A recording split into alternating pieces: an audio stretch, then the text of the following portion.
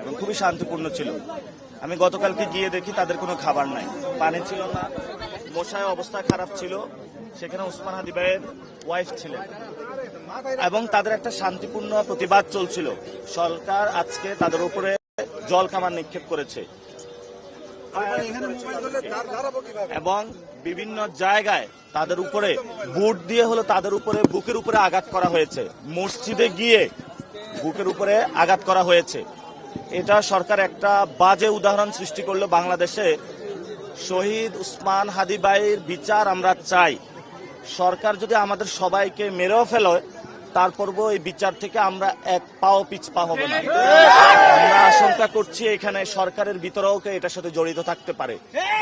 না হলে বিচার চাইতে গিয়ে জনগণের সরকার কেন আমাদের উপরে এই ধরনের অত্যাচারের স্টিম রোলার চালাবে? আমরা সেখানে দেখলাম যে যমুনার ওইখানে এখনো ব্যারিকেড দিয়ে তারা রেখেছে। আমরা এই পুলিশি হামলার প্রতিবাদ জানাচ্ছি। আর আমরা ইমার্জেন্সিতে গিয়েছি, ভয়াবহ অবস্থা। সাংবাদিকদের অনেকের উপরে চোখের মধ্যে আঘাত করা হয়েছে এবং নারীদের উপরে বুট দিয়ে তাদেরকে লাথি মারা হয়েছে।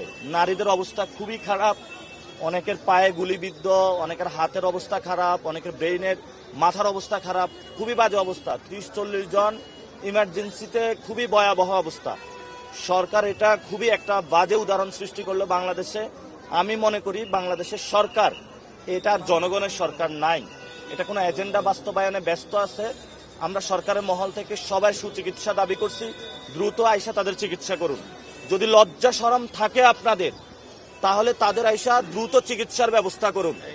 আর যদি লজ্জা শরম না থাকে, আপনাদের এইখানে কি হবে আমরা জানি না।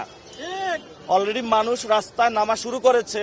এই সরকারকে বলবো, লজ্জা শরম যদি থাকে আমাদের ভাইদের কাছে আসুন, সুচিকিৎসা ব্যবস্থা করুন।